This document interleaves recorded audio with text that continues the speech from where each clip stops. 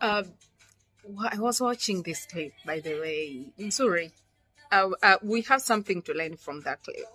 As a parent, kuna kitu nilijifunza.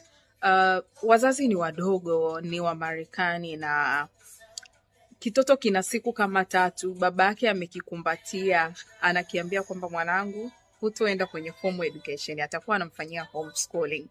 Alafu kitu kingine, so impressing, amesema kwamba kati ya madarasa yake yote atakayomfundisha 90% ya content itakuwa kwenye financial literacy, kwa sababu anatamani mtoto wake akifikisha miaka 15 awe ni trillionaire. Oh, isn't this impressive?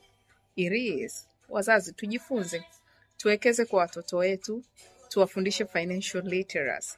Tusiangalie umri wao, tunaanza kuwanenea toka wakiwa tumboni juu ya pesa, kwamba watakuja wazimiliki, wazitawale, pesa isiwe issue kwao. Wakija duniani tunaanza kuwafundisha pesa mapema, haina haja kuchelewa.